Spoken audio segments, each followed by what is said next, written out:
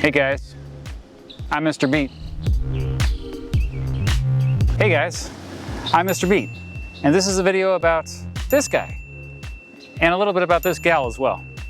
This is James and Dolly Madison. I can't believe he was president. James Madison, I mean. That's what I'm talking about. I can't believe he was president. I mean, the dude stood 5'4", barely weighed 100 pounds. The biggest little man in the room. The dude was shy, hated crowds. He was quiet, had a soft voice.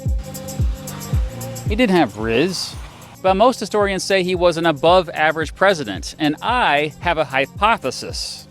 I think he was a much better founder than president. James Madison lost a football game. But when he was alive, he was one of the most respected and admired men in the country. His good friend Thomas Jefferson once called him the greatest man in the world. Wait, the greatest man in the world owned slaves? Nuh-uh.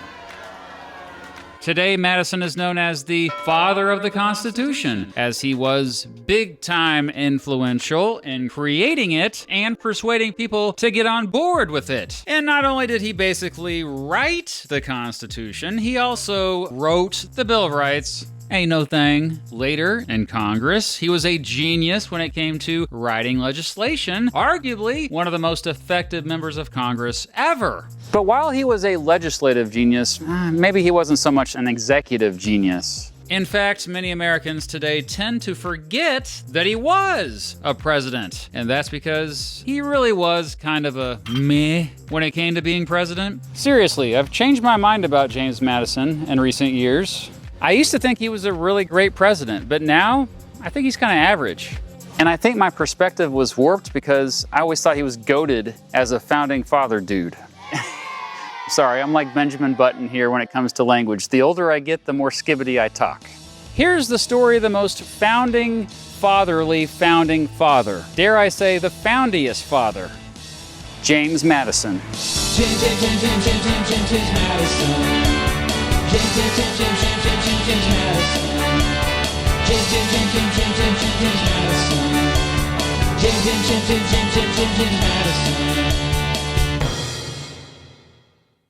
James Madison was born on March 16th, 1751, near Port Conway, Virginia, on his grandmother's plantation, Belle Grove.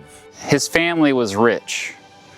Like, ridiculously rich. His dad, James Sr., grew tobacco and had a 5,000-acre plantation of his own, along with an estimated 100 enslaved people. He was one of the richest dudes in Virginia's Piedmont, a hilly area that runs through the middle of the state. His mom, Eleanor, was incredibly influential on young James. He grew up the oldest of 12 kids, although only half of his siblings made it to adulthood. James was kind of a geek. He was not athletic, and he got sick all the time. He didn't like hunting like other boys his age. Nah, man. He preferred books, and he preferred to sit alone in his room reading those books. In 1764, when James Madison was 13 years old, he and his family moved into the house that you see right here behind me, Montpelier. By this time, he had a private tutor and was studying math, geography, philosophy, and both modern and classical languages. By the time he was ready for college, James had become fluent in Latin, Italian, and French. Oh, and he learned Greek to get into college. But he didn't go to the College of William and Mary like most college-bound Virginians did. You thought he went to the College of William and Mary, didn't you? He didn't. He went to Princeton, up in New Jersey. Well, back then, Princeton was the College of New Jersey. There, he continued to study Latin and Greek, but he also got into theology, speech, and debate. Princeton was pretty influential on Madison, particularly the college's president, John Witherspoon. According to the historian Lynne Cheney, Witherspoon not only was the teacher to a president, James Madison, but also a vice president, 49 members of the U.S. House of Representatives, 28 members of the U.S. Senate, and 3 Supreme Court justices. So, quite an influential fella. It was at Princeton he really got into the ideals of the Enlightenment. Ideals like liberty, individualism, republicanism, progress, tolerance, skepticism, and reason. Madison's closest friend in college was future U.S. Attorney General William Bradford. Also one of Madison's classmates at Princeton, Aaron Burr. Dang, Aaron Burr. Madison didn't mess around in college. He wasn't no party animal, okay? He completed a 4-year program in less than 3 years. Some historians speculate this took a significant toll on his health. There is also evidence that Madison started getting seizures in college, which he'd suffer from for much of the rest of his life. After graduating, Madison was a bit lost. He didn't know what he wanted to do as a career. You know what he did know? The British government be messing up.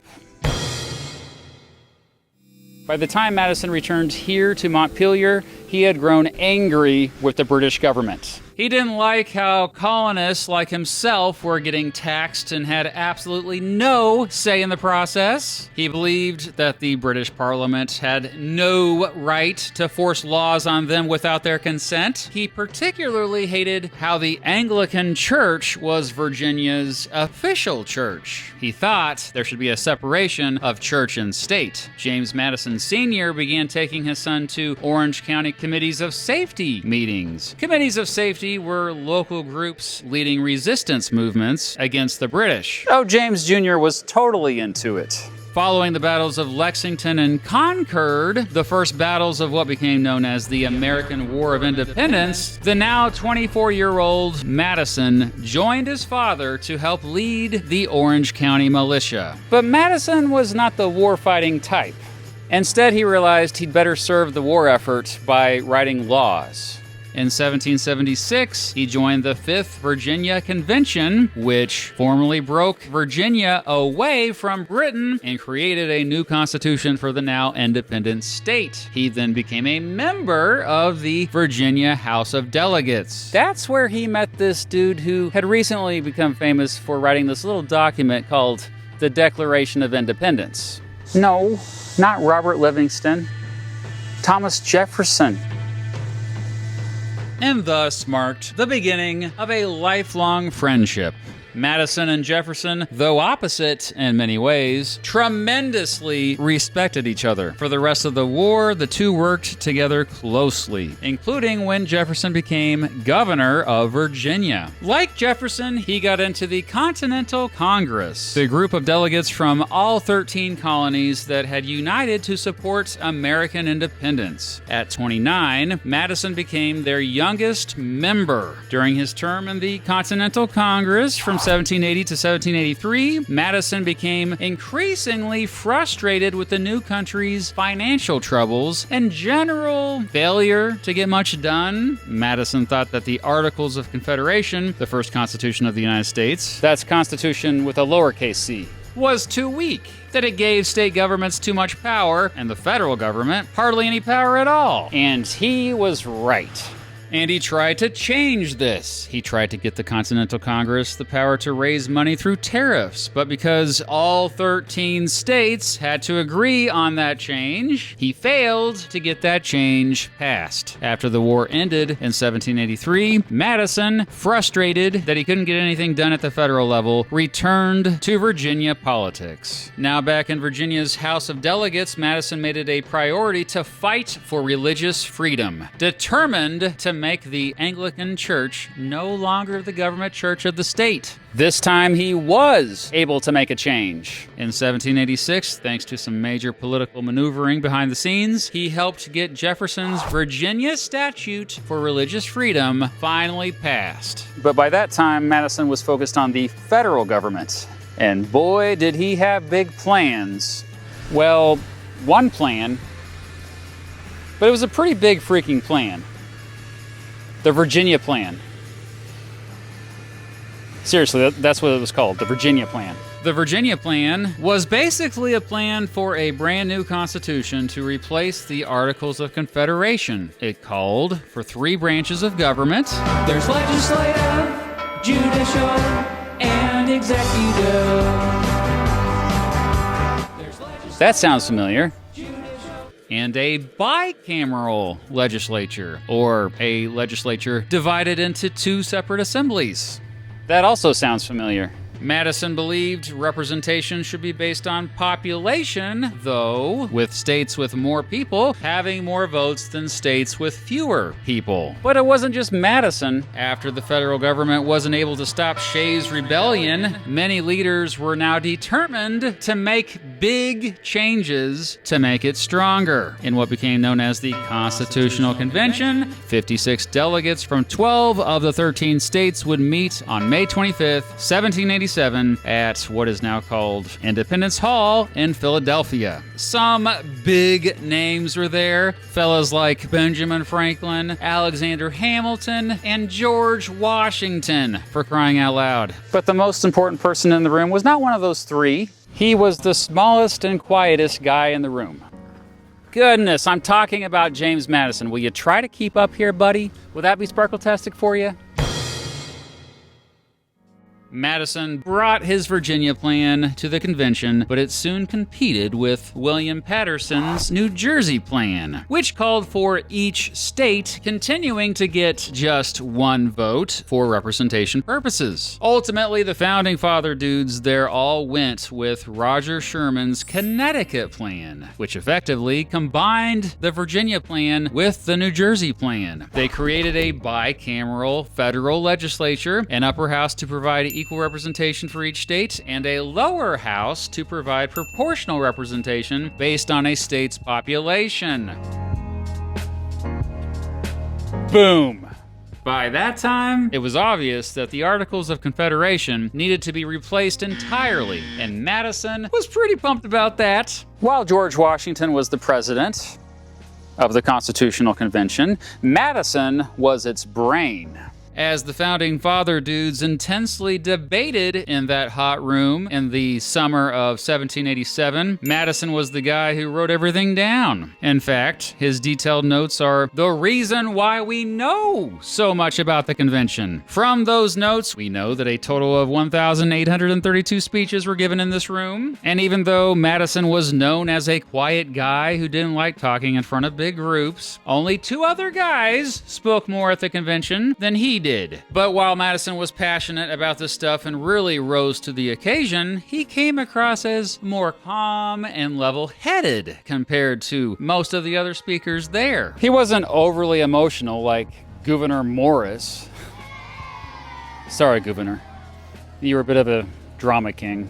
He was definitely well respected by his peers, and he was the kind of person that could stand in a room and absorb everything that was going on around him and be able to take that information in, make it make sense, and then draw something from it that everybody could pull from. In my opinion, Madison was the most influential guy at the convention. He helped Washington keep the whole thing on track. He came up with ideas, and others followed suit. And when he didn't come up with an idea, he was effective at bringing two sides of an idea together. Still, even after the delegates signed what we now call simply the United States Constitution on September 17th, 1787, many other Founding Father dudes held out, refusing to sign it. Many of them feared it gave the federal government too much power and lacked protections for individual rights. This had Madison freaking out a bit. He decided to get his ideas in support of the Constitution out to a much wider audience to build broader support for it. Together with Alexander Hamilton and John Jay, the three published a series of essays known as the Federalist Papers. They used the pen name Publius, but a lot of people already knew Madison was behind most of them. In June 1788, New Hampshire became the 9th state to formally approve the Constitution. It now officially was the law of the land, baby. That year, Madison ran for the U.S. Senate, hoping to represent his home state of Virginia. Thanks to the influence of anti-federalists like Patrick Henry, though, Madison didn't get elected.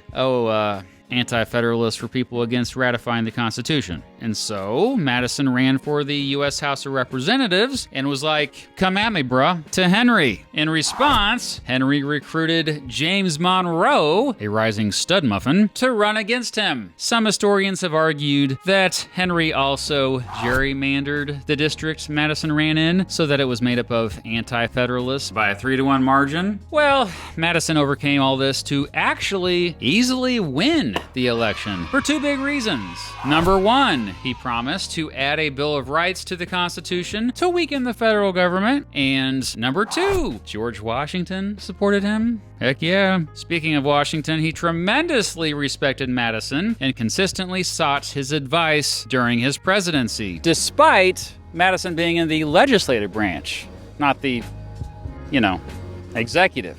Madison's influence even helped Thomas Jefferson become the first Secretary of State. But Washington also had Alexander Hamilton in his cabinet as a Secretary of the Treasury, even though those two were political rivals. Soon enough, Madison often found himself as the mediator between the two, even though he personally agreed more with Jefferson on issues compared to Hamilton. The most famous example of this was what became known as the Compromise of 1790. No, I don't sing that one. Well, maybe I should start singing about the Compromise of 1790. Let's go.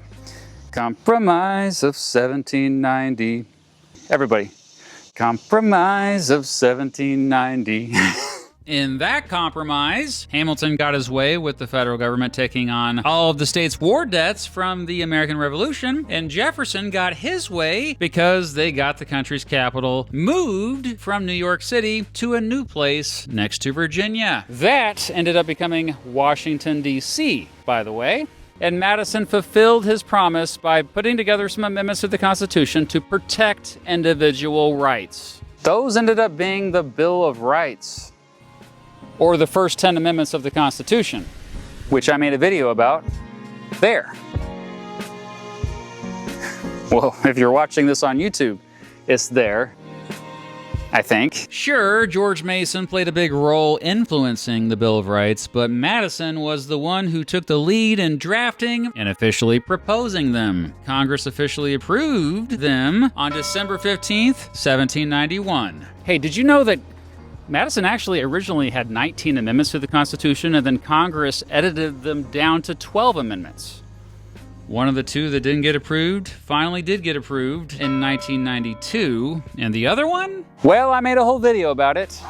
They really should have added that one, in my opinion. By the end of Washington's first term as president, Madison and Jefferson had grown frustrated by what they saw as Hamilton's growing influence over Washington. They legit thought Hamilton was steering the country back toward a monarchy. In September 1792, Madison wrote that the country had fractured into 2 groups. His team, which believed, quote, that mankind are capable of governing themselves, and Hamilton's team, which believed a wealthy elite should rule over everyone. Around that time, Madison and Jefferson started technically the second political party in American history, the Democratic-Republican Party. Not to be confused with the Democratic Party or the Republican Party. For the rest of his time in Congress, Madison was a strong voice opposing Hamilton's financial programs. He also fell in love. I mentioned her at the beginning of this video. Believe it or not, Aaron Burr, who was a U.S. Senator at the time, and yes, the dude who later murdered Alexander Hamilton in a duel, played matchmaker, introducing the recently widowed Dolly Todd to Madison. At the time, Dolly was trying to rebuild her life with her only surviving son, John Payne Todd. Madison was 43 at the time, 17 years older than Dolly. But yeah, I guess give credit to Burr. They seem to be a perfect match. Dolly was the opposite of Madison in so many ways, which means they were perfect for each other. Because you know what they say? Do you know what they say? Opposites attract. Opposites attract.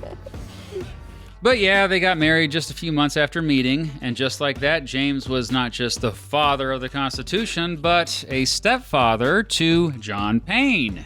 No, not John Wayne. John Payne. In 1796, after 8 intense years in Congress, Madison was a bit burnt out and decided to not run for re-election. Perhaps he was also homesick. For much of the previous 10 years, Madison had spent more time in Philadelphia than Virginia. And so he and Dolly and John Payne moved back here to Montpelier.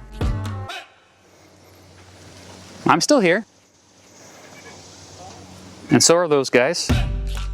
Here, James and Dolly took a much more active role in running things. At one time, this place was the biggest plantation in the county. More than 5,000 acres. Whoa-ness. The Madisons also owned at least 100 enslaved people at one time. By this time, it was quite clear that James Madison knew slavery was wrong, writing it was a, quote, dreadful calamity and, quote, sad blot on our free country. And yet, he never took steps to end the horrific institution on his own plantation. Like his friend Jefferson, however, Madison depended heavily on them to maintain his wealth, and due to debts he accumulated later in life, he did not free them in his will. Ugh. To me, that just says that maybe it was easier for him to speak something out loud to make himself feel better about what he was doing, and it wasn't necessarily something that he fully believed. Madison couldn't keep away from politics for long, especially after the passage of the Alien and Sedition Acts, which restricted speech critical of the government and made it harder for immigrants to become citizens. Madison absolutely hated these laws, writing the Virginia resolutions to talk trash about them. This also likely motivated his return to the Virginia legislature in 1799. But after Jefferson got elected the third president of the United States the next year, he asked Madison to be his Secretary of State. No joke. But hey, this time, he didn't have to travel super far away from home to do that job. By this time, the capital had moved to Washington, D.C. As Secretary of State, Madison helped oversee the Louisiana Purchase, a move that nearly doubled the size of the United States. He helped find a peaceful end to the First Barbary War, the first major overseas military action by the United States. But he spent the majority of his time as Secretary of State dealing with Britain and France, constantly trying to get them both to stop attacking American ships. Desperate, Jefferson and Madison would support the Embargo Act of 1807, which banned pretty much all trade with Britain and France, but the law was a disaster. It ended up devastating the American economy. Despite the unpopular law and his enforcement of it, Madison by this point had been convinced he had the experience needed to be the next president of the United States. And with Jefferson's backing, he was basically a shoo-in, man. Madison easily won the presidential election of 1808. The Democratic Republicans were sky high, baby. This despite Madison being a big dork.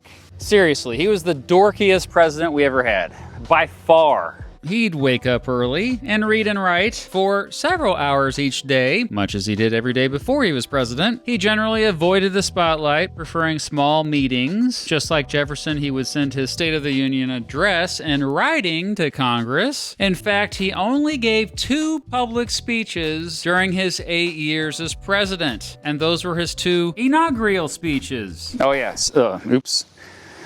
Spoiler alert, he'd get reelected in 1812. Madison had James Monroe as his Secretary of State. Remember him? I brought him up earlier. Madison had run against him when he first ran for Congress. By that time, the two had become close friends. And not just because they both shared the same first name.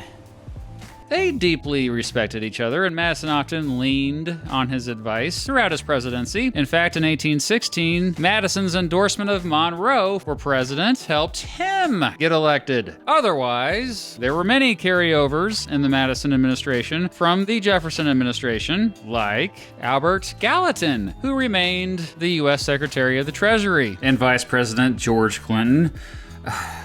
Nope. Yep.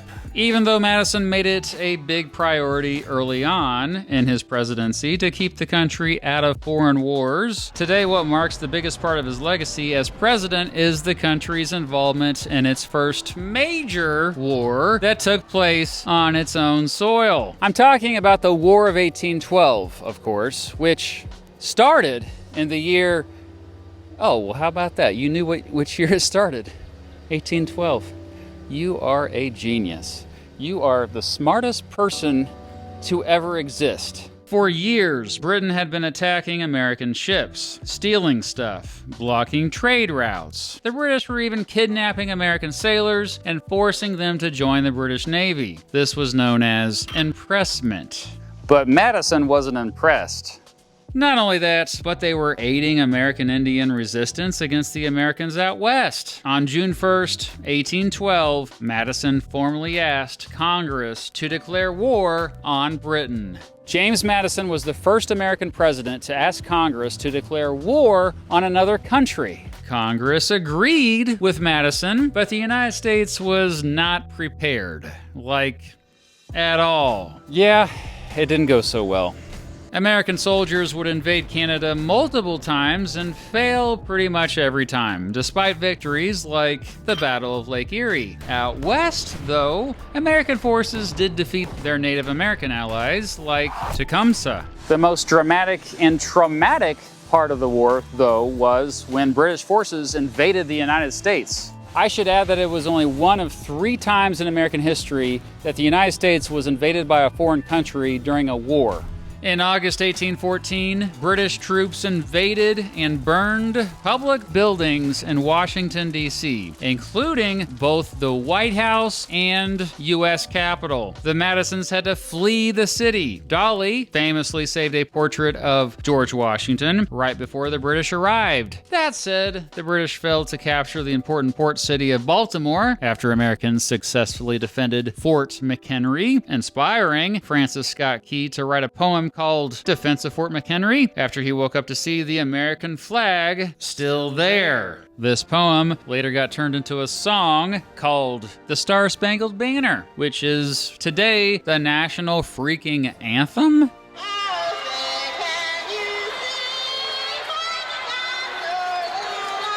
The biggest American victory in the war took place after the peace treaty had already been signed, the Battle of New Orleans. While the War of 1812 technically ended in a draw, Americans felt they had won by standing up to the British yet again, and this sparked a wave of patriotism. And despite it being pretty reckless for Madison wanting to go to war with the world's biggest military superpower, things turned out all right after all. Madison's reputation went way up. For real, Americans saw him as a steady, calm leader during the war who defended American independence and the Constitution. Otherwise, Madison's presidency was pretty chill. Well, there was the Second Barbary War in 1815, but that was pretty short. By the end of his presidency, Madison had significantly moderated his views, mostly due to experience as a wartime president. Now, he thought the federal government should have a much stronger military, of course. He now supported a national transportation system. And finally, after the financial chaos of the War of 1812, he now supported a national bank. That's right, in 1816, he authorized the Second Bank of the United States. If Hamilton was alive to see this transformation in Madison, he probably would have been like, holy crap. Madison left the presidency extremely popular and the country more united than almost any other point in American history. Historians even call this time the era of good feelings. Yep, I have vid. Now 65 years old, Madison retired here to Montpelier, where he struggled financially as tobacco prices kept falling. He'd continued to correspond with lots of politicians. Many sought out his wisdom, particularly James Monroe and Andrew Jackson when they were president. Speaking of his good buddy Thomas Jefferson, he only lived 30 miles away from him. The two would regularly hang out and dork out about politics. Madison helped him start the University of Virginia. After Jefferson's death, in 1826, he took over as the head dude of the university. In 1829, when he was 78 years old, Virginian politicians chose him as a representative at a convention to change the state's constitution. Madison died on June 28, 1836. He was 85. He died here at Montpelier, and he's actually buried here. See? In case you didn't believe me. My family and I recently visited James Madison University, a college Madison did not start, but they just named it after him because they loved him so much. Imagine being so loved in history that you have an entire university named after you, even though you had nothing to do with that university. Only one other president has an entire university named after him, and that's George Washington. Why do I bring this up? Well, in my humble opinion, George Washington was the only person more important than James Madison to the country's success in those early years. Madison never had any biological children of his own, but according to the historian Jay Cost, quote, "In a way, we Americans are all children of James Madison, and not only because of his role in creating our founding document. Madison did more than any of his contemporaries to inform our understanding of politics." Sure, Madison undoubtedly was one of the smartest presidents in American history. You could say he was an above-average president, especially due to his chill and measured leadership during a crazy time. But today, we remember him for being a founding father more than just being a president. And we should. We absolutely should. In my opinion, Madison was the best lawmaker in American history. He basically wrote the Constitution. But just as important, he got a bunch of rich dudes with giant egos and an incredibly wide range of political beliefs to all agree on that Constitution. Simply put, his political maneuvering and pragmatism got the Constitution passed. In that sense, he was the true leader of the Founding Fathers. Even more so than, dare I say, George Washington. Yeah, I said it. He was about as founding father as a founding father could get.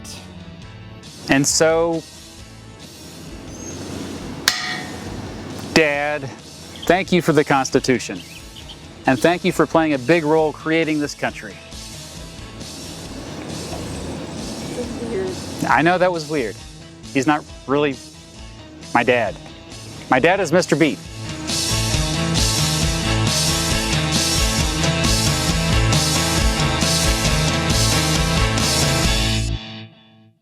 Know how I know you're smart? You've been watching an educational video for fun. I know you. You like to exercise your brain like I do. And you want to know a great way to exercise your brain? Brilliant. Seriously, Brilliant. That's the name of the app. Brilliant is a learning app designed to be uniquely effective. Each lesson is filled with hands-on problem solving that lets you play with concepts. A method proven to be 6 times more effective than watching lecture videos. Brilliant helps you build understanding from the ground up, and it has a perfect mix of engaging problems, competitive features, and daily encouragement that keeps you motivated and on track. The Brilliant app is one of my favorite ways to exercise my brain. Recently, I've been learning about LLMs. High-level stuff. To learn for free on Brilliant, go to brilliant.org/MrBeat or scan the QR code or click on the link in the description. You know what to do. Brilliant's also giving our viewers 20% off an annual premium subscription, which gives you unlimited daily access to everything on Brilliant. Everything. Thanks to Brilliant for sponsoring this video. If you haven't been to Montpelier, Heck yeah. you got to come up here and see this place. And secondly, Dolly. You need to read up on how James Madison and Dolly interacted with each other and the importance of Dolly and her role here at Montpelier and with James Madison. His family was rich. Like, ridiculously rich. They're not even in the center. Ridiculously That's rich. the opposite way. Ridiculously rich. No, that's too far. Ridiculously rich. No. It's so sweaty out here. Oh, please. Oh. His family was rich. Did you know that Madison actually originally had 19 amendments added to the Constitution, and then Congress edited them? Blah, blah, blah. So what do you think about James Madison? What important information did I leave out of this video that I should have put in? Please correspond. I don't know where he is now, but thanks to Charlie from History with Waffles for coming up here to Montpelier to hang out with us. Subscribe to his channel. Also, thanks to my family for helping me film this video. You're the best film crew I've ever had. And thank you for staying curious.